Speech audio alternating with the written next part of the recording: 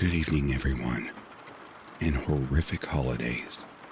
Welcome to Back to Ashes. Tonight, I will be reading Christmas horror stories for your listening pleasure. Tuck in, get warm, and let's get started, shall we?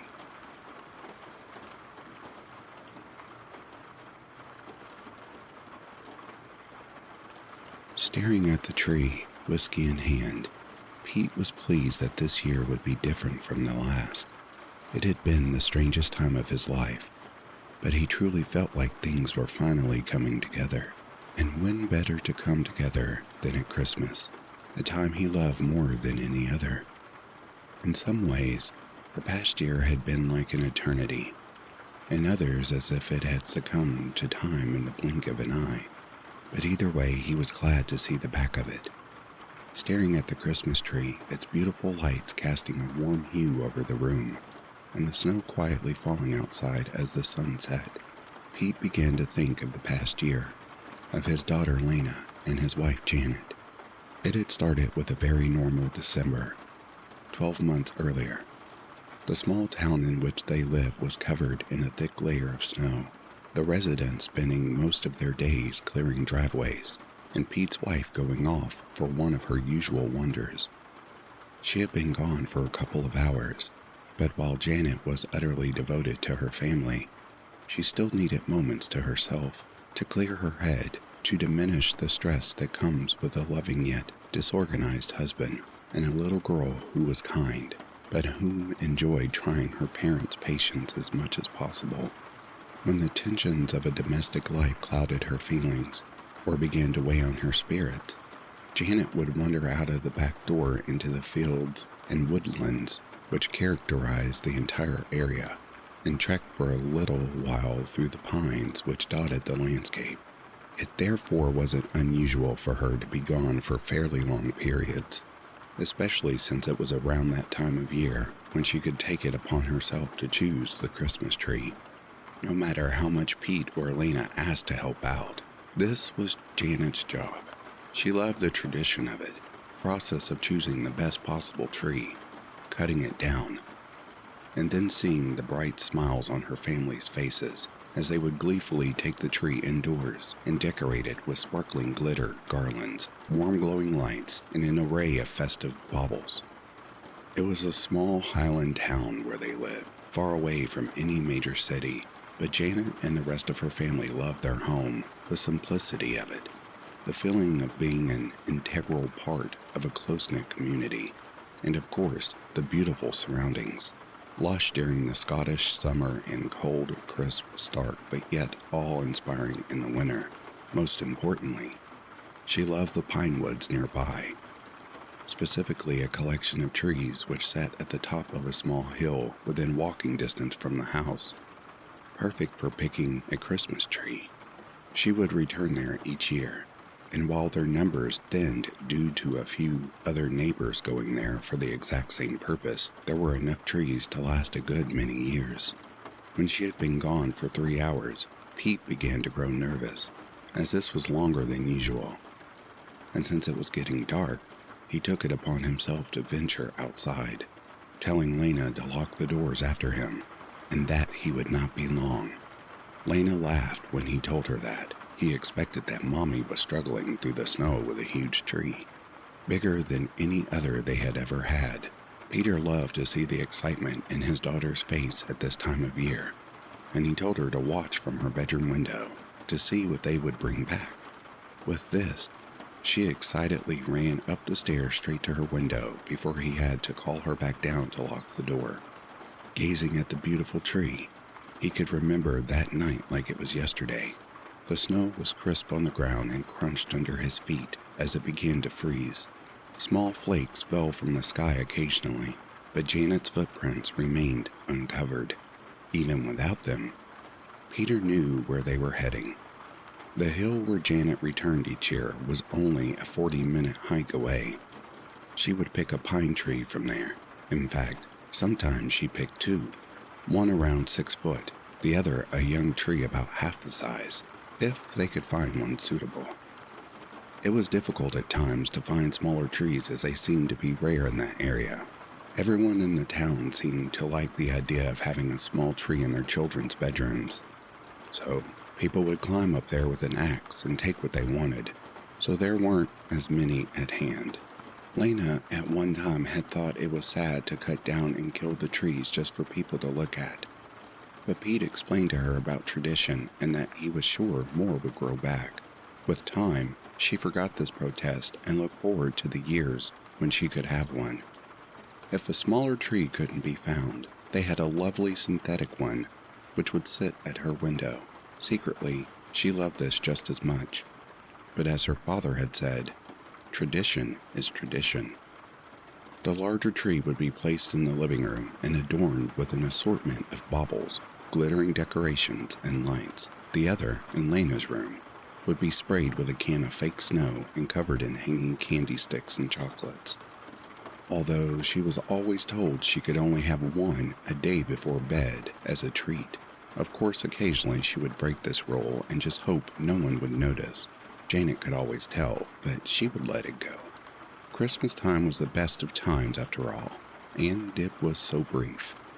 As Pete approached the hill, he knew something was wrong. He felt it in his bones. As he climbed, the snow began to fall in greater volume, and the sky dimmed with it. Standing at the humble summit, a stillness spread, silence interrupted momentarily by the almost audible patter of snowflakes floating gently to the ground. He followed the footprints now with purpose, knowing that if the snowfall increased, that it would be nearly impossible to find Janet. Twilight fell, covering everything in a dark blue wisp of color, as the frost began to nip at his now rosy cheeks. The footprints bobbed and weaved their way through the huge pines, finally stopping next to a wonderfully thick and vibrant tree, one which was perfectly suited for their purposes, the perfect size, almost 7 feet tall, a deep, life-filled green, and a thick abundance of branches and pines which made it almost impossible to visually penetrate its cover in such a light. But yet Janet was nowhere to be seen. And as far as Pete could tell, there were no other tracks in the snow leading away in any direction. She had almost certainly been there, but where had she gone? This was both puzzling and worrying. It seemed impossible, but there they were, Janet's last 2 footprints engraved in the ground. But the snow all around, virgin, undisturbed, and lacking all signs of life. It was as if she had just vanished into the night. Looking at the base of the tree, Pete ran his fingers over a deep gash in its trunk. There was no doubt about it. Janet had taken a few swipes at it with her axe. Then, for some unknown reason, she had left. Or perhaps moved on to a tree she felt was more suitable. Surely not, though. This tree was perfect. That must have been it, though. She must have moved on. Perhaps there was some random, freakish flurry of snow which covered her tracks. Yes, that must have been it. But Pete knew this was wishful thinking. He had lived there for years, and in all of that time he had never seen such a thing. Then he saw it. Several meters away, lying in the snow, was Janet's axe.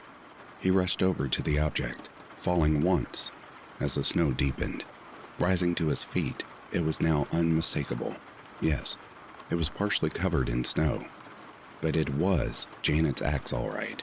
It lay there much like the footprints, isolated, but with the absence of any human imprints. It was as if the tool had been dropped from a great height. But Pete did not care to speculate.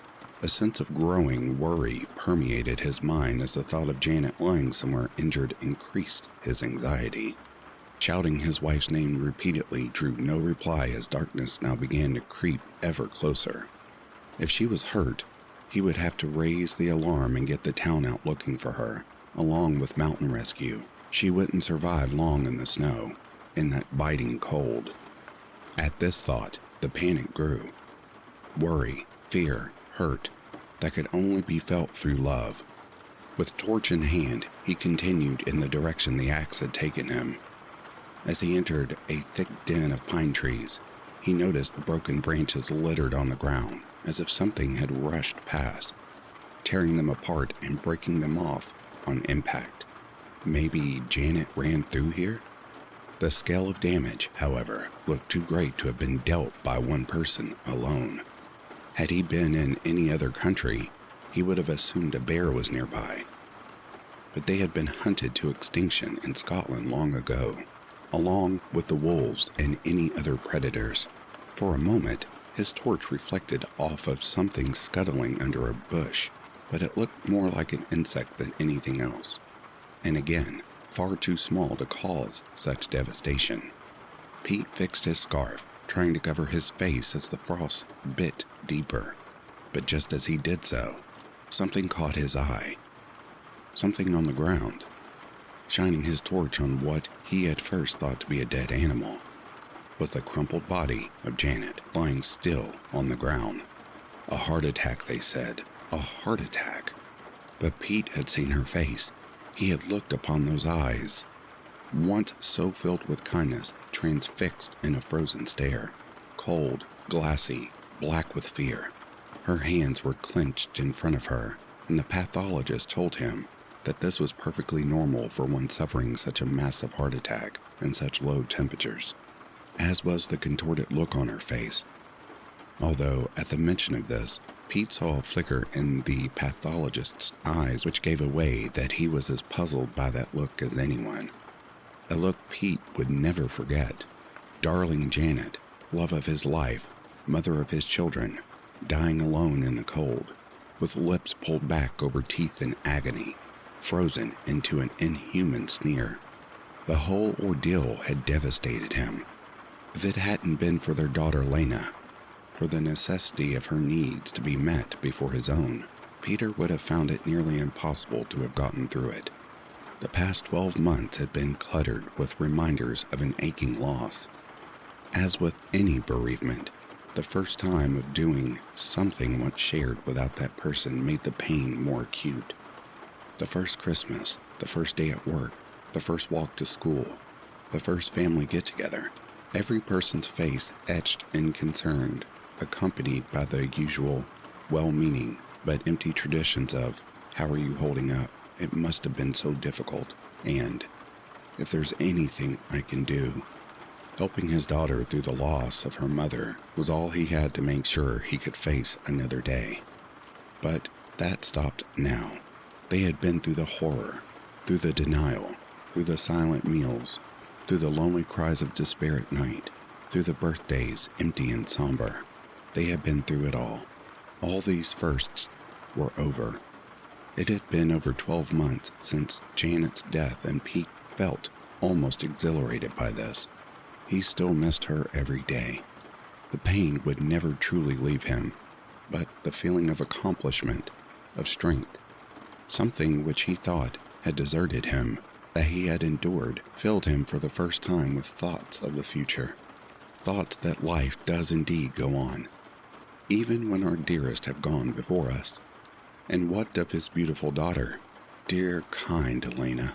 He may have felt compelled to bring her through the past year, but her empathy and strength had left him in awe, characteristics which someone so young had no right to possess, but which were thankfully present nonetheless. When she had cried, he had been there, and on more than one occasion, when he lay sobbing, staring at that empty void of space in his double bed at night, Lena would awaken and climb in beside him, and they would both cry together until they fell asleep. She was his rock, and by God, she was going to have the best Christmas she'd ever have. Pete had made a number of arrangements. He had spent a fortune on every gift imaginable. He had filled the house with every food and treat that she enjoyed, and both Janet's parents and his own were flying in for Christmas dinner to be with their brave, sweet little granddaughter. He'd also organized for Lena's friends to have a sleepover on Boxing Day, which she had pleaded for. But Pete always knew he would give in eventually. He never asked for much, but this year, this Christmas, she would have more than she could imagine. The house was perfect, but there was one thing left to do. one thing that Pete had dreamt of since the night he found Janet's body. She had chosen that tree. It was going to be sitting in their living room adorned with all manner of decorations. That was its purpose.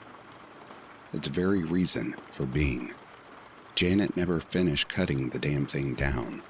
It was in many ways her dying act, and Pete was going to make sure that it was fulfilled.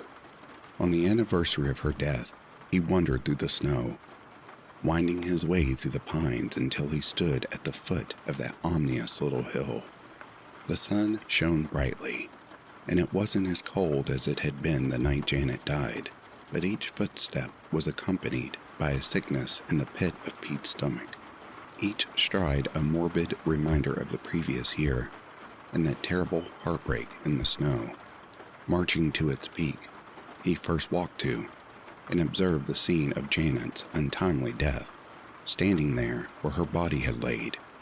Pete wiped the tears from his eyes and placed a small Santa figure on the ground, burying it in the snow. It had always been hung from the branches of each yearly tree and was her favorite decoration. It seemed only right that it be with her. Another few minutes of trudging. There it was. It was still standing. That damn tree, as if ravenous for revenge. Pete pulled Janet's axe from his backpack and charged at the pine. He battered and chopped at the cut, which Janet had made the previous year, making it deeper with every slice. With every pound of pressure he could muster. The tree groaned and creaked as if in pain, but Pete did not care. This tree was the final reminder of Janet's death. Whatever had happened that night, it happened because of that tree. As crazy as it seemed, it all made sense for a moment, and then clarity was clouded by mundane reality. She had simply died of natural causes, with the roar of croaked wood breaking under its own weight. The tree swooned and collapsed to the ground in defeat. Tying a rope around its trunk and then using string to fold its branches inward, Pete dragged that memory, that cold-hearted pillar of nature's brutality, through the snow, over grass and gravel, and finally to his back door. He was victorious. With little thought for carpet or furniture, he dragged it up the stairs into the house and placed it in front of the window in the living room, wedging it upright into an old wooden slump they had used as a stand every year. Breathless and covered in sweat, he stood back looking at the tree, standing tall over all it surveyed. You picked a good one, love. You picked a good one. He held back the tears and waited for Lena to return home from her friends. Pete put an old Christmas film on the television as they both decorated the tree together, singing, laughing, and being a family. There were moments, fleeting glances when they caught one another's stare, a glance which showed pain buried deep down inside, one which said, I miss her too, but it was Christmas, and the moments of grief passed, buffered by longer caring periods of happiness. Contentment caressed smiles from ear to ear, and festive spirit once more filled that home, which had for too long been host to loss and anguish. As night began to fall, after Lena went to bed, earlier than usual because the excitement had worn her out, Pete decided to reward himself for the day's efforts. The lights were dimmed, and after pouring himself a large whiskey, he sat on the living room couch and stared at the tree, draped in tinsel garlands and adorned with bright white Christmas lights. It really was a sight to behold.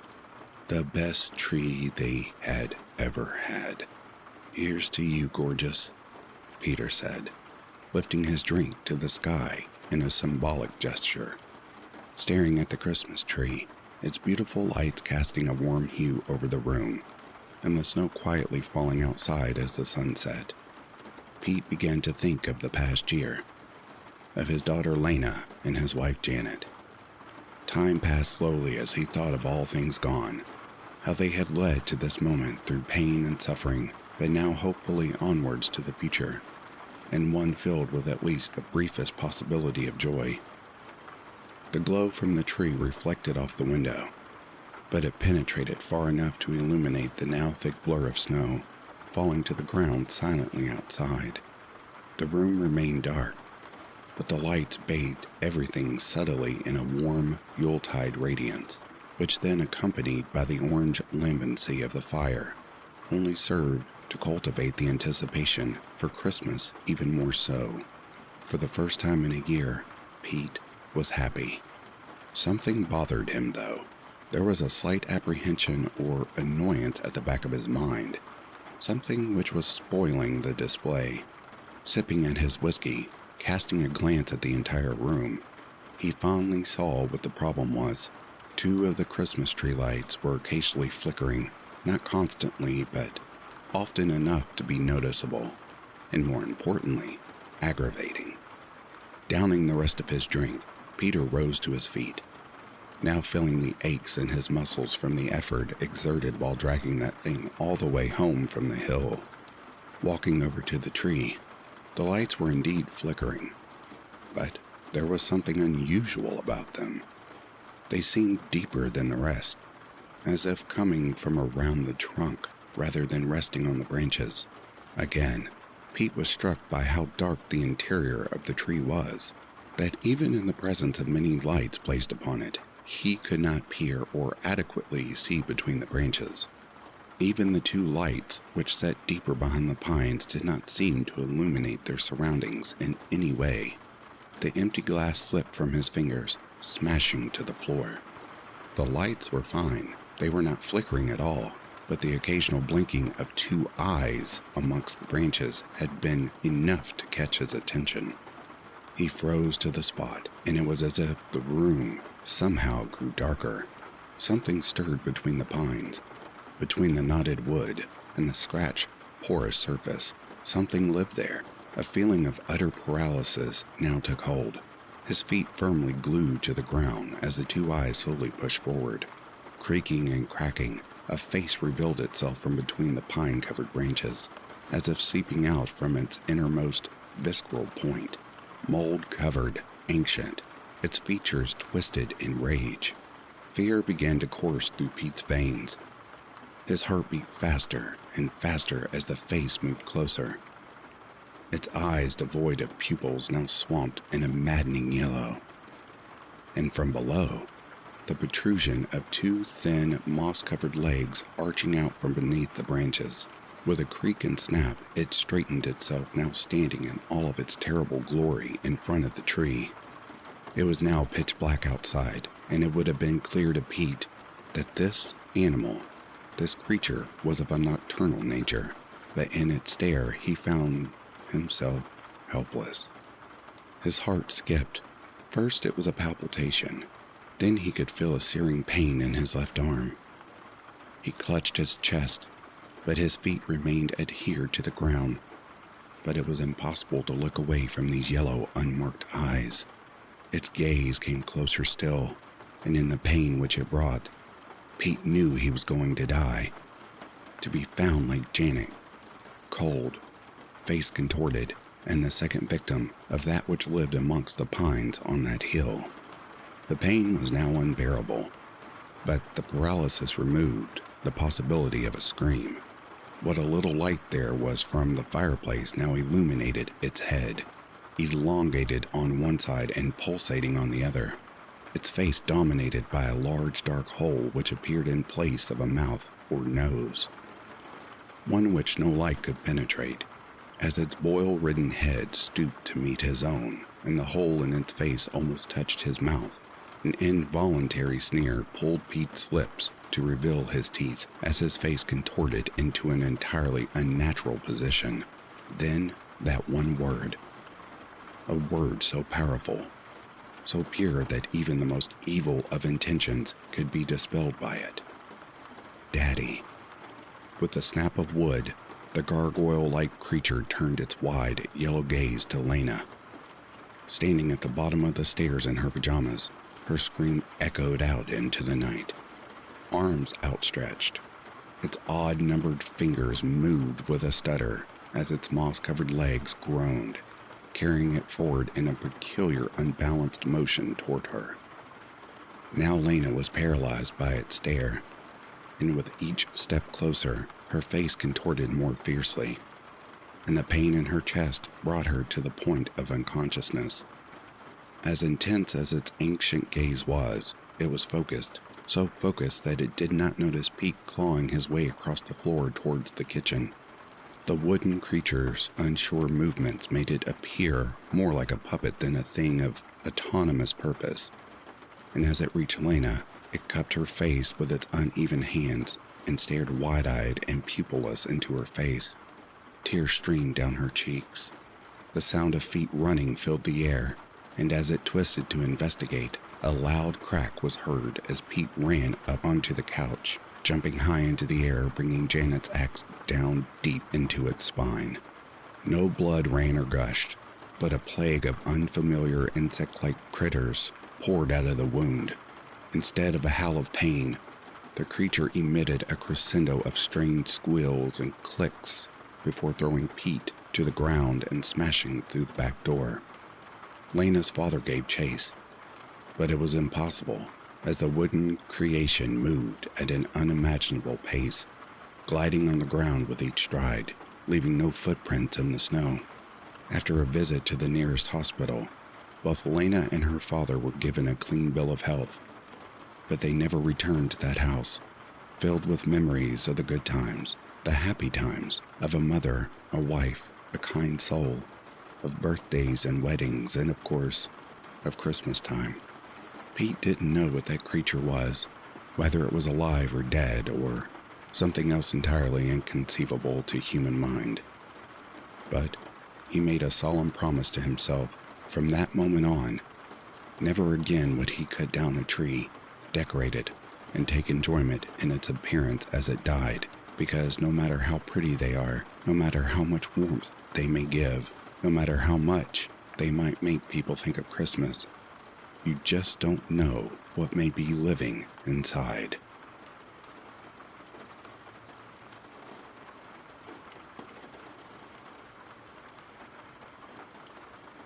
The Christmas tree in the town square stood tall for all to look at it in awe. The varying reds and blues and yellows and greens coiled around the towering tree like a colorful snake. Children tightly clutched the hands of their mothers and fathers and grinned with crooked teeth at the masterful display of the holidays. Its light cast onto the empty buildings and lonely streets emptied by the men and women standing around the spectacle. In the wake of the cheerful holiday smiles came another surprise. Snow began to fall from the sky, dressing the streets in a growing blanket of sparkling white, heavier than a flurry, yet not quite a storm. Children stuck their tongues out with flushed cheeks, giggling as a myriad of snowflakes melted on them. And for that moment, in the bitter cold, it seemed as though the world revolved only around that tree that stood tall in front of them. But there was, of course, the one and only family within that small town who had decidedly rejected the invitation to be around the others. Alas, the woman was much more content sitting idly in her chair and waiting for information regarding her husband. She had told her child that he had been out working the last few days, trying her best to cover up the fact that he had, in fact, gone missing. Now, with 4 days gone by and nothing to show for it, all she could do was stare intently at the static on the television and neglect the wilting Christmas tree. The woman barely grasped the half-empty bottle of vodka in her hand, and when she heard the pitter-patter of soft feet, she instinctively placed it in the shadows beside her. Her gaze fell on the small boy that sprinted into the living room. She waved a tiny turquoise blanket back and forth. "Mommy!" His shrill voice cut through the buzz she had acquired from the alcohol. She winced. "There's a man with a badge at the door. He said he wants to talk to you." Her daze was immediately broken as she sat upright in the chair, staring at him with a furious rage in her eyes. "You opened the door?" she scolded. The boy stared at her for a moment before looking down, only to be met with a backhand across the face. He stepped back, grabbing his reddening face with tears brimming in his eyes. She stood up, exhaling sharply. I told you to tell me first when someone knocks. She sighed in exasperation, stumbling out of the living room and hugging the wall for balance as she moved to the front door and opened it a crack. Deep in the background, she could hear Frosty the Snowman playing in the boys' room. She shooed her child away, opening the door up enough for her face to be seen. A police officer stood in the snow, fingers in the loops of his belt, as he greeted her with a grin. She met his grin with a deep frown. "What are you doing here so late?" Her voice was slurred, causing the officer's expression to waver. "Your husband." His voice was deep, but as soft as his expression. "We've learned a little bit more about where he might be." Her expression almost immediately changed.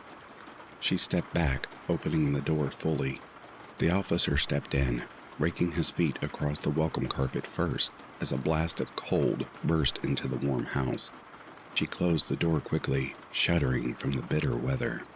Further down the lonely streets, there was movement in the dark shadows beside the buildings and broken lampposts. A figure walked through the darkness as if it was their home, the hood on his head further veiling the lithe person's face from view of the naked eye. The being walked slowly, as if savoring the bitter cold that surrounded them as pitch-black boots left prints in a thin blanket of snow. The figure began to speak with the voice of a delicate man. It was a whisper, with the softness of an enthralling lullaby. However, there was a clear malevolence within his undertone. The soft noise sung at a slow pace. "It's the most wonderful time of the year." Nobody was around to hear the man's enchanting voice. However, he seemed to enjoy the solitude surrounding him. Under his arm, he cradled a large cardboard box wrapped haphazardly with a variety of different papers. A substance dribbled from the bottom corner of the box and onto the snow, though the hue was unseen in the darkness. "With the kids jingle belling and everyone telling you be a virtue." The shadowed man suddenly was subjected to the dim spectrum of a barely functioning streetlight. Pitch-black eyes sparkled against the brightness as his pale and sunken-in face was shown. However, the visual was only granted for a brief moment as he continued his troll. A droplet of crimson red sunk into the blanket of white as he passed by the streetlight. He looked forward to the police cruiser parked in front of the home that he had been traversing through the snow to find. A small grin formed on his features. His soft feet cracked against the snowy sidewalk with a purpose as he tried his best to stay within the darkness, inching closer to the home. Eventually, he stood at the front door of the dreary yet moderately lit up building, and at that point, he walked up the 3 concrete stairs, continuously singing to himself, "It's the most wonderful time of the year." He placed the box down at the top step, adjusting the large ribbon that had been placed on it. He stood up, his grin growing from ear to ear as the light washed over his face. A large and jagged scar ran from just beside his eye all the way to his lower jawline. He lifted his clenched fist up, rapping it on the door a few times. He waited a few moments before turning around, quickly slinking back into the shadows before the door was opened. The woman had taken her place back in the reclining chair. The officer stood awkwardly as he explained the current situation to her, purposefully ignoring the stench of alcohol in her breath and darting his gaze away from her half-closed eyes. She pushed her bottle of vodka back behind the chair and she listened as intently as she could to the man. She nodded slowly. "So, you found his car?" The officer solemnly nodded, granting her another faint smile. "Yes, on the outskirts of town, hidden in the trees." He looked away from her fully now and glanced at the Christmas tree that had shed much of its pine needles due to malnourishment. "We don't know why it's there or where he ran off to, but it's a start. They have the K9 unit sniffing for any abnormal scent right now. The wife took solace in that knowledge. Her husband possibly being okay was better than the uncertainty she had been facing. As if on cue, the little boy ran out into the living room once again, practically jumping from the balls of his feet. "I heard a knock, Mommy," she said up with a sigh. "I didn't open the door this time, Mommy. I promise." She pushed past him, walking down the hallway with the police officer behind her. She opened the door only a crack at first, checking to see if anyone was actually there. She saw no person, but a large gift placed at their doorstep. With a raised eyebrow, she opened the door. Glancing to the various different wrapping papers used to wrap around the outside of the box, the officer eyed the present closely before his expression changed. Great concern washed over him as he stepped in front of her with a nervous chuckle. Let me open it first. Probably some pranksters again." He stepped outside and took out his box cutter, getting onto his knees as he drew in a deep breath. This wasn't the fault of any teenage pranksters. He had been in the force long enough to know exactly what this was. With great caution, he took the ribbon off and tossed it aside, pressed the blade into the wrapping paper, and through the top of the box. He ran the knife across until he was able to open the top with ease. As he opened it, he drew back quickly, covering his mouth as he fought the urge to vomit. The present had been even worse than he imagined it to be. Curiously, the wife took a look inside, her expression distorted in shock as she let out a blood-curdling scream that echoed across the darkened sky. She hugged the wall as the little boy ran to the noise. "Mommy, what's wrong?" But she didn't respond, simply falling to her knees as she sobbed into her hands. The boy placed a small hand over her shoulder. "Mommy." The child moved to take a glance at the contents of the present. However, the officer stood up quickly and covered the boy's eyes, drawing him back as he stared inside the box in terror. Inside the box was a severed head, submerged to the chin in its own pool of blood. The man's hair had been matted with the substance, and his eyes were wide, almost alive with terror. His mouth hung open, and his face was riddled with cuts and bruises. A scar ran from just to the right of his eye all the way down across the cheek to the lower jawline. The top of his head was a Santa hat tinted with droplets of blood. The officer pushed the child back to his mother, who held on to her with a confused expression on his face. The officer barely stood on shaky legs, holding a ripped piece of the wrapping paper and staring at it. It seemed that the legends were, in fact, true. He stared at the sticker that had been stuck to the wrapping paper. A still image of Santa waving his mitten to the person looking. The tag read, "To the fortunate family, from Sirius Nightshade. I'm here."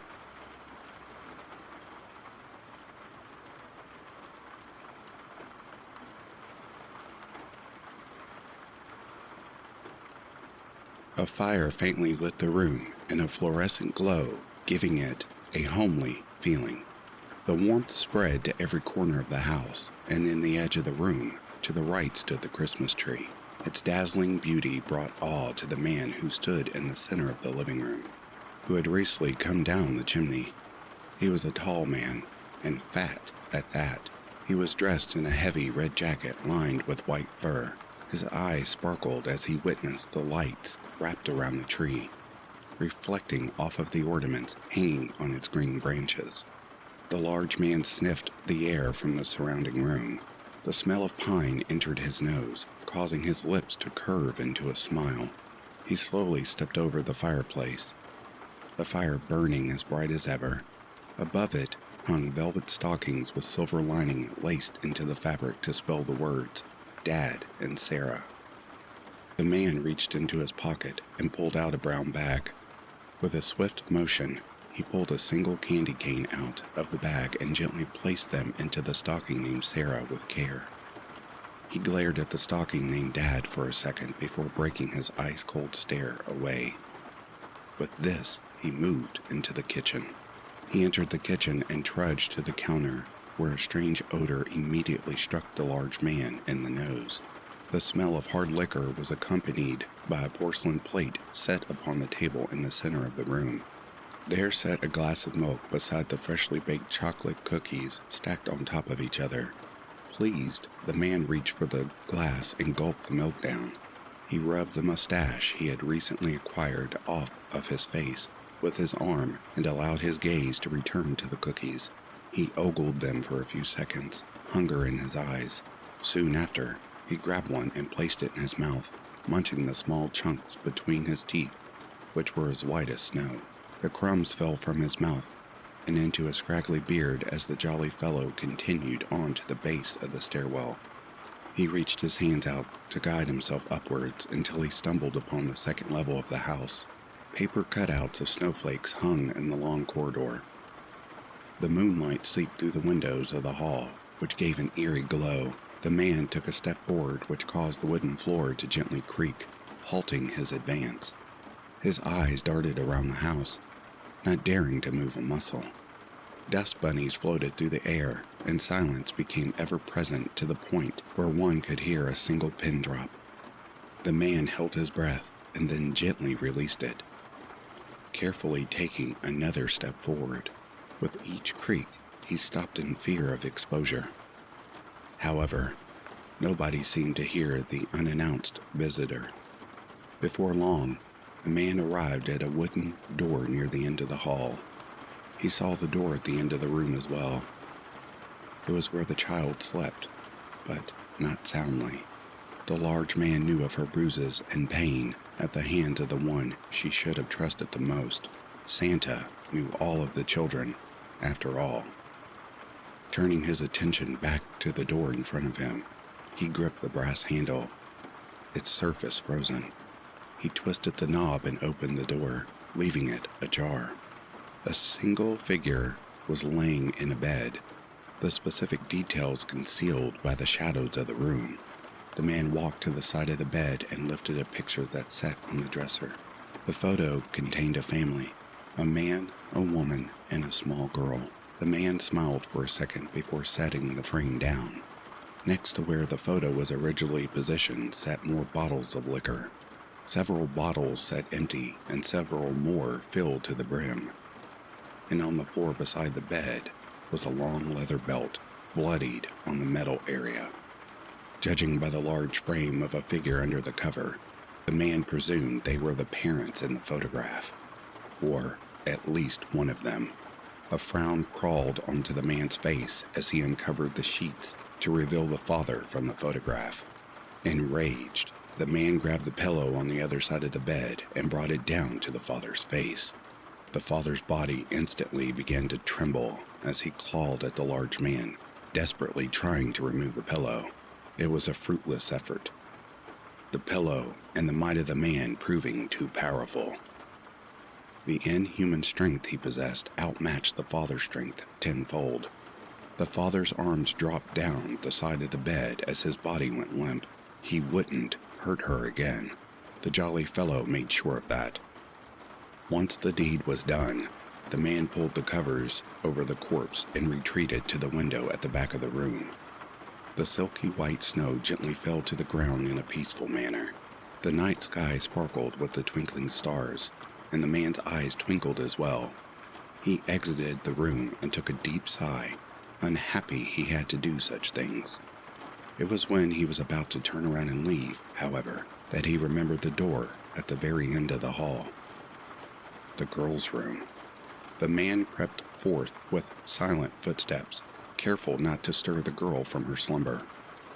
Opening the door, he found himself in a slightly lit room thanks to a small nightlight plugged into the wall. Pink snowflakes emitted from the light danced about on the blue ceiling in a soothing pattern.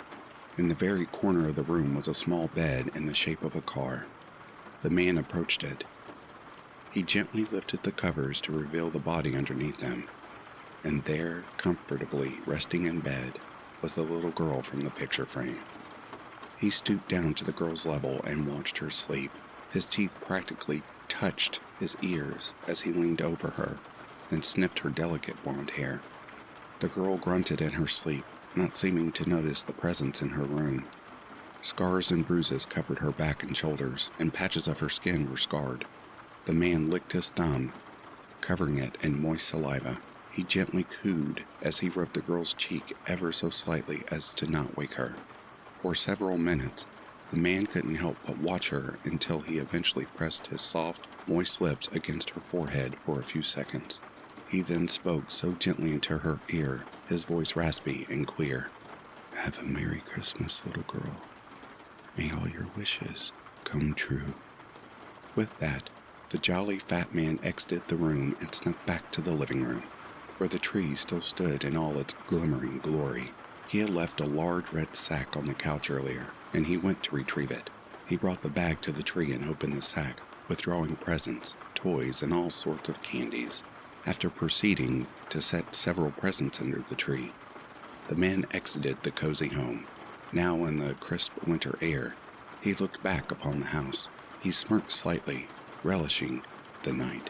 He had delivered the joy of Christmas to a little girl which needed it, and for that he was proud.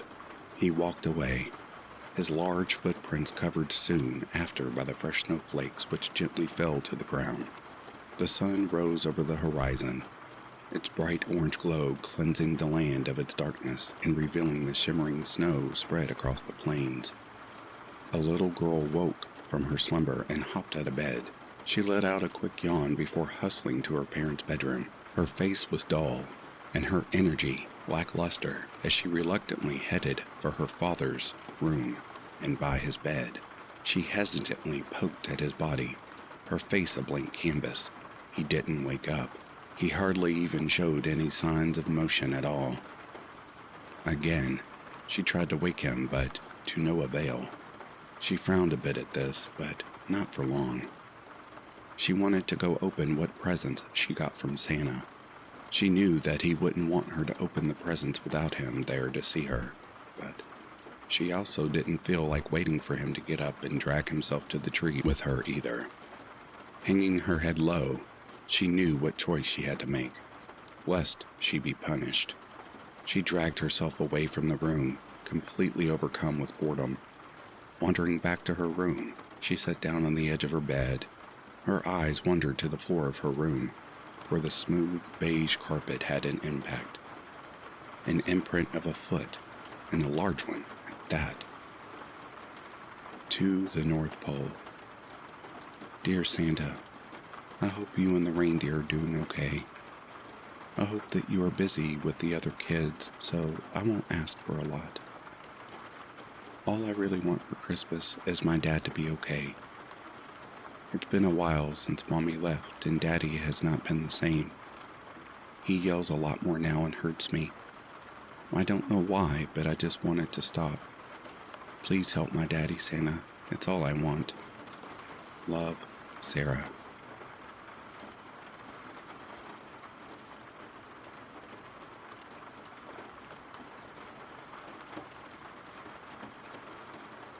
I don't hide the fact that I hate Christmas. Call me a proverbial Scrooge. Insult me to no end. But every year, I feel a dread greater than anyone who hates the holiday season could ever claim. If you know me personally, you'd assume it's because of my younger brother's disappearance. And you'd be right for the most part. It happened one Christmas morning, when by all rights, the two of us should have been sitting by our tree opening presents and making treasured childhood moments. Instead, I was treated with a day of police frantically searching our house and neighborhood while questioning my distraught parents. They questioned me too, of course. As a 10-year-old girl, I didn't have much to say. I told them that he and I had gone to bed, excited for what the next day had in store for us. And that was the last I saw of him. He just never came down to open his gifts, and that's when Mother discovered his room was empty. But that was a lie. I do know what happened to Chris. I know who took him away. And I know that if I told the truth, no one would believe me, then or now. Santa kidnapped my brother. Please don't laugh. I know how it sounds. And you're right. It sounds ridiculous. He can't be real. And even if he was, he's supposed to be nice to children. But I know what I saw, and it wasn't some lunatic in a Santa suit either. That man was as real as a winter wind that chills you down to the bone. I suppose I should start by telling you how all this started. Before the holiday was ruined for my family, that Christmas Eve we all left out cookies for Santa, talked about what we hoped he would bring. And then our parents read the night before Christmas to my brother and I, all of them cheerful, mundane traditions from our family. What was different that final year was I was notably less enthusiastic about the whole process. It was the first year I had openly stopped believing in Santa Claus. I was a strange and cynical child, much to the concern of my parents.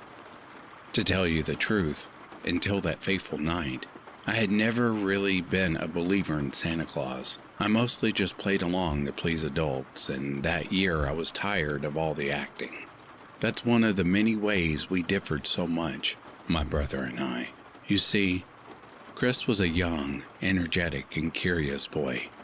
I remember the year he was taken was also the year where he had found where our parents were hiding our unwrapped gifts weeks ahead of time. He refused to tell his own big sister what she was going to be getting, though. Figures, I guess. Most importantly, however, being 3 years younger than me, he was still very much a believer. My flat denials of the existence of Santa Claus only served as a challenge to him, and he was determined to prove otherwise. We were heading up the stairs to bed when he got my attention. "Stay with me," he said as he tugged at my pajama sleeve. "I'll show you. He's real. We'll catch him in the act. I bet we'll be the first ones to have ever done it. And I'm sure he'll give us all kinds of stuff when we do." I sighed. "I'd rather just get some sleep, Chris," I told him. "You go on believing if you want, but I don't have to just to have a good Christmas."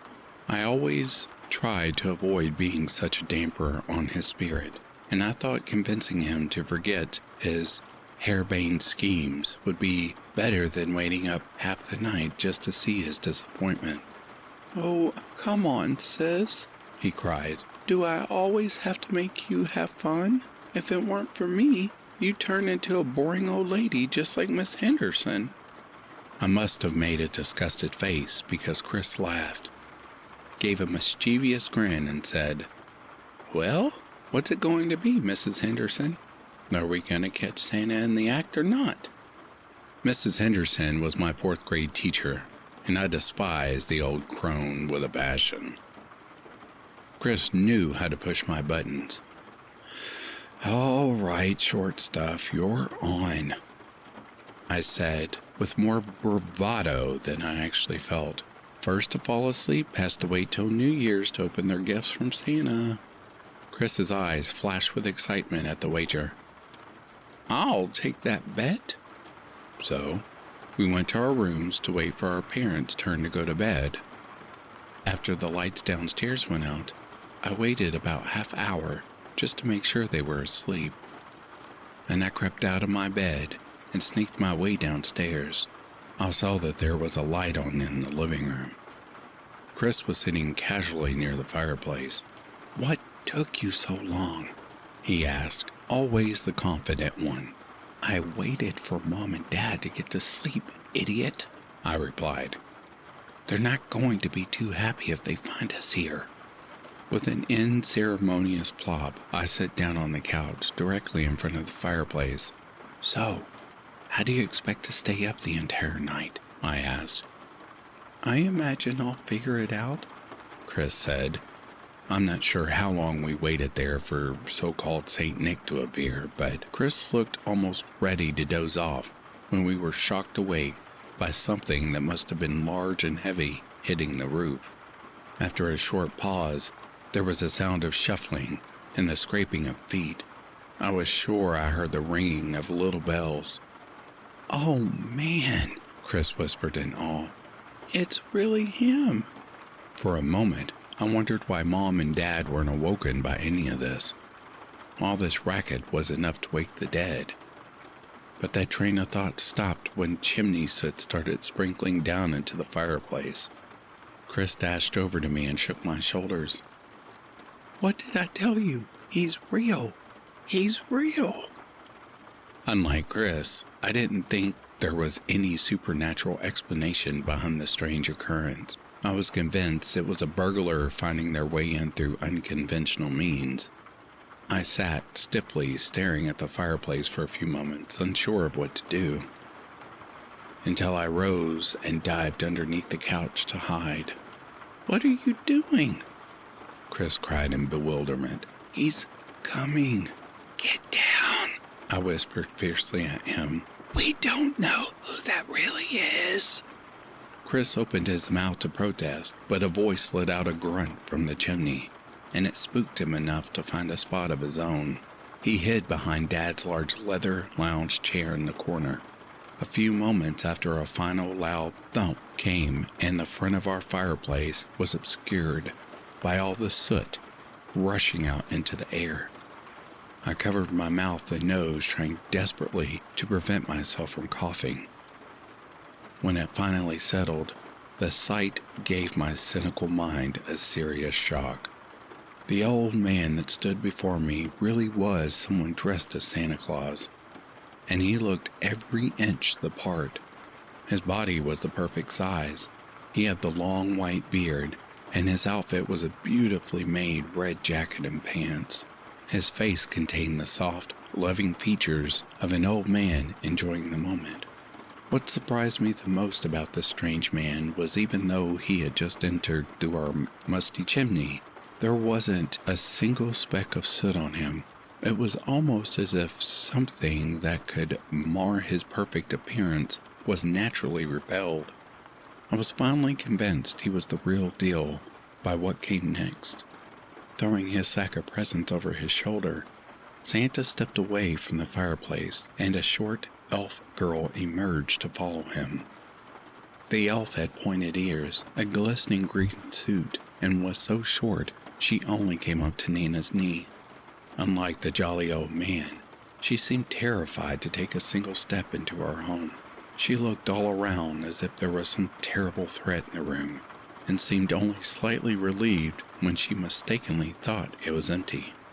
Santa noticed the fear, but rather than reassure her, as would be expected, for a fraction of a second, his kind face changed into a look of pure, horrifying malice. It was like the kind old man had been replaced by an insane, merciless master only to return a nanosecond later. The elf's mood changed on a dime. In short order, she was filling out stockings with small toys and candy with a smile plastered onto her face that seemed ready to crack at any moment. Being so short, she had to use some kind of magic to levitate, so she could get within reach.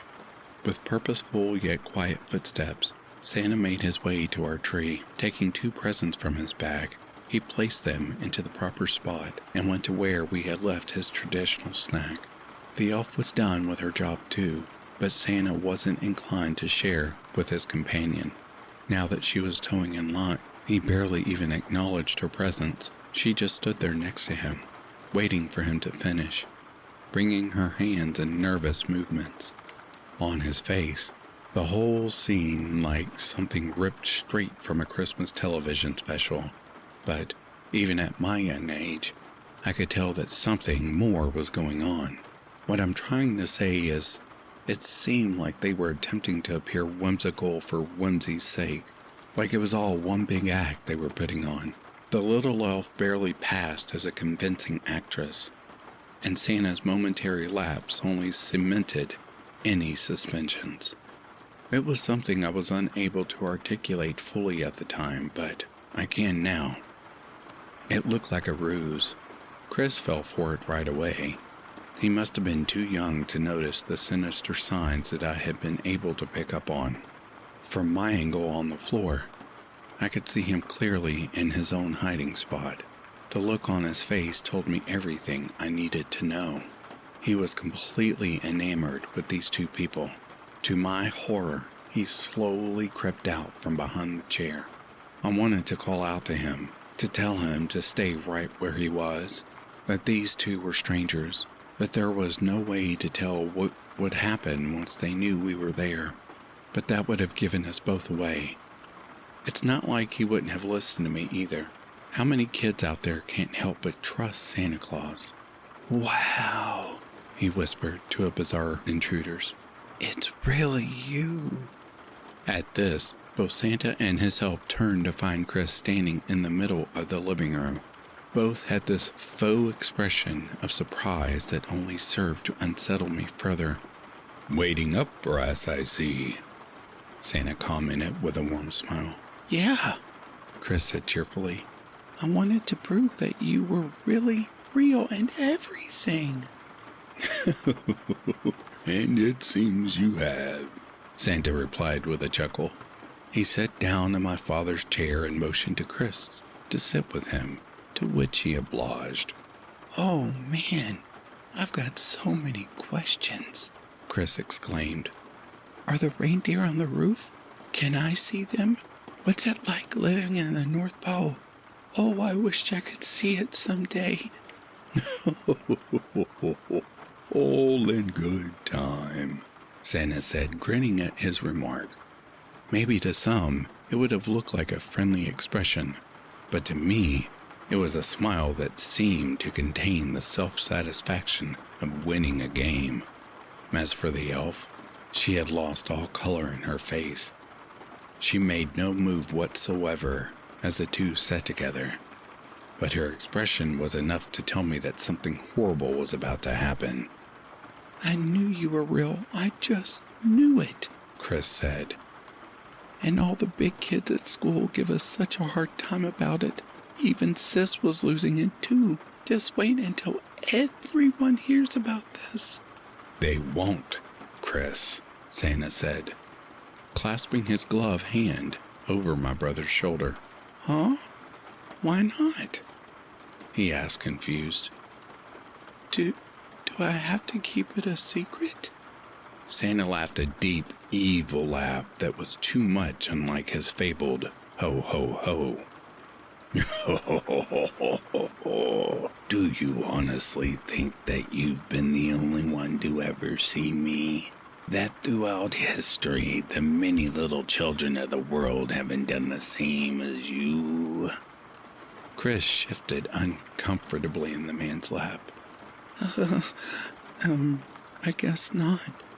"You see, Chris," Santa began, "children are not to be trusted. They're the ignorant, greedy, and selfish offspring of humans, a greedy and selfish race to begin with. Over the years, I've been able to sustain myself on these human qualities, and humans have happily whitewashed my persona in order to satiate their desires without guilt. It's the perfect season for it. Don't you agree, my dear boy?" The excitement in Chris's face was all but gone now. He was finally starting to get it. "The children who seek me out always want something," Santa said. "More meaningless possessions, satisfaction of curiosity, or simple proof for only a few examples. However, there is always a price to be paid for breaking the rules and finding something that is not meant to be found." Throughout this conversation, the elf began to gather the gifts they had brought with a hint of reluctance. She even managed to make the cookies Santa ate magically reappear. She was ridding the house of any evidence of their presence. Santa's hand squeezed Chris's shoulder tightly. "I've always looked for more helpers," he continued. "Children who have seen me, who can never keep such a secret, are the perfect candidates." My brother's face turned to an expression of absolute fear. He now realized his fatal error. "You are not the first," he said. "You certainly won't be the last." Turning to his elf, Santa barked out a command. "Annabelle, It's time. Change him now. No, please, the elf stammered. Please don't make me.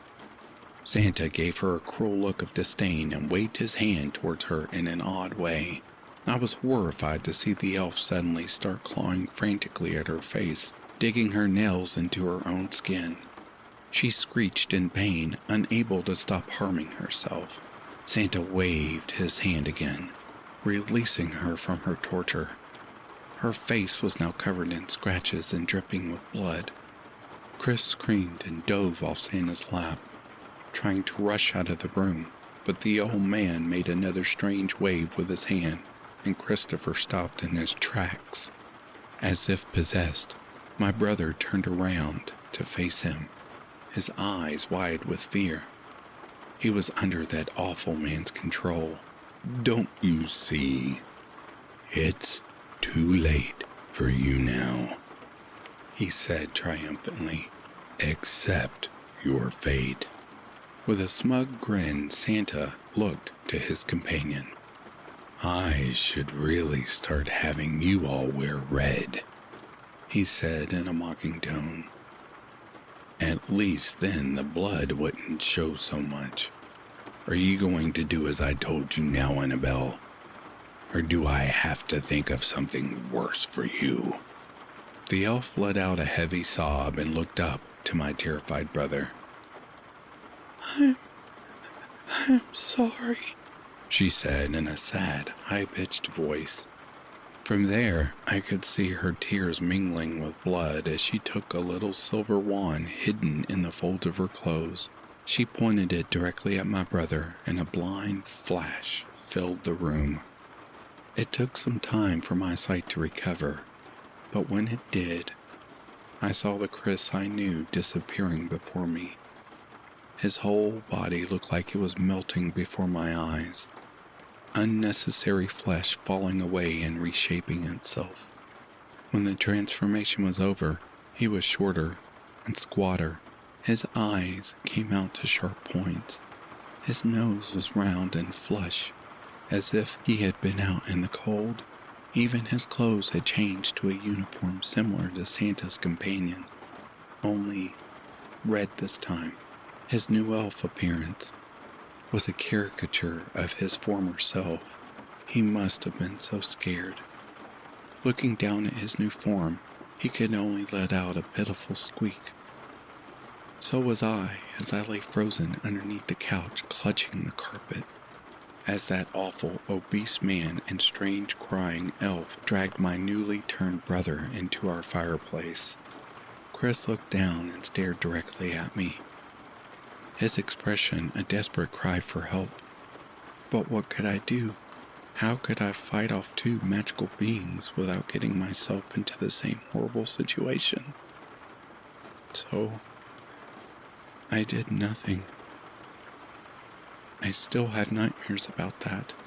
With Chris in tow, they shot up the chimney all together through their strange magic, and that was the last I ever saw of my little brother. For almost the entire night, I stayed under the couch, softly crying. In my state of shock, I had no strength to do much else. But as I saw the sun slowly rising from the windows, I knew it was safe to crawl out of my hiding space and find my way back to my room. The rest, I guess, is history. To this day, I won't have anything to do with this terrible holiday. I don't decorate. I don't give gifts. I don't go to parties. I won't even live in a house with a chimney or fireplace. Hell, I even refuse to visit houses with one this time of year. Don't even get me started about the mall or street corner Santas. I just keep to my apartment as much as I can. In my paranoia, I really just turned into a cheerless shut-in a month out of the year because I know that somewhere in the world there would be more unlucky children going missing. I still don't know why I didn't meet the same fate as my brother, as he never told his captors that I was there too. Could he really keep a secret for that long? Could they somehow pry the truth out of him. Every year since that night, I've been terrified that they'll finally come for me. Perhaps what keeps me safe is the fact that I've stayed quiet all these years, never telling anyone what really happened. I can only presume that Chris has done the same. Anyone out there must be wondering why I'd say anything about it now. To be honest, I want to because I'm not sure what that fat bastard could do to me. I mean, there's no way he could turn a fully grown adult into an elf, right? But most of all, I want to know what becomes of Chris. It hurts to think what could have happened to him over all these years, and I need to find out. Maybe if I share my story with the world, somebody out there will give me answers. Maybe there's some way I could help him. I'm willing to take the risk. I just hope all the disturbing possibilities I've imagined won't come to pass. Christmas Eve is coming. Wish me luck.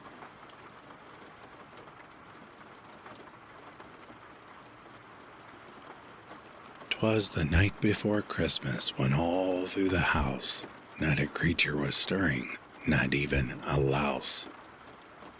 The traps were all set by the chimney with care, in hopes that St. Nicholas soon would step there. The children were nestled all snug in their beds, while nightmares of body parts danced in their heads. And Mama with her hatchet, and I with my axe, had just settled down for a little nightcap, when out on the lawn there arose such a clatter. I sprang from my chair to see what made the splatter. Away to the window I flew like a flash, tore open the shutters and ripped through the sash. The moon on the breast of the blood-stained snow gave a hideous glow to objects below. What to my wondering eyes should appear, the watchman was dead with a knife in his ear. There on the lawn knelt a man rather thick.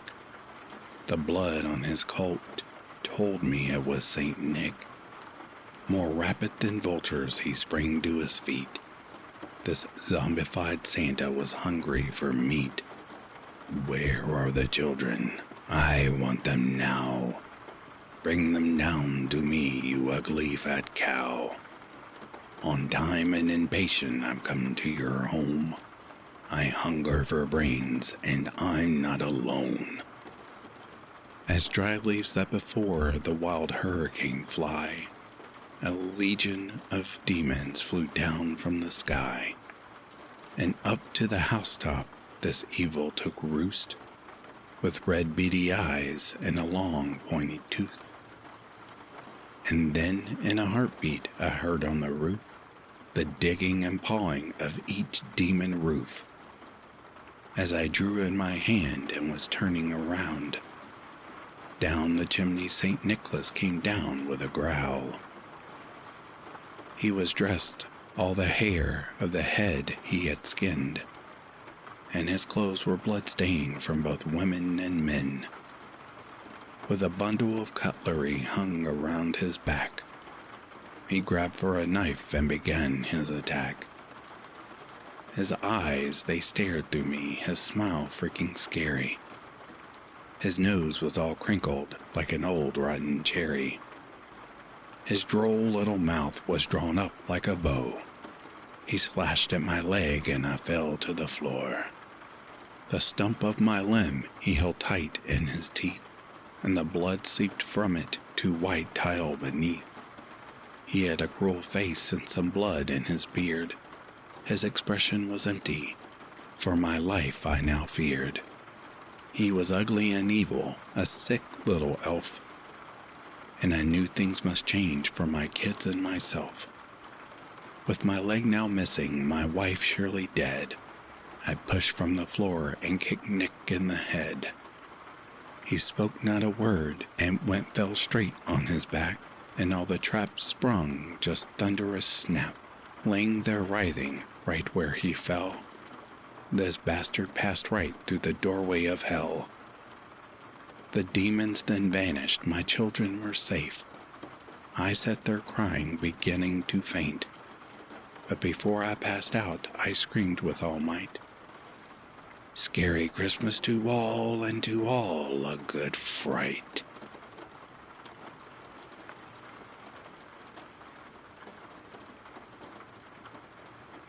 And this concludes tonight's Horror Christmas Stories. May you all sleep well and have a horrific holiday. Please enjoy the next hour and a half of the relaxing ambience of rain. I'll read to you all soon. Good night.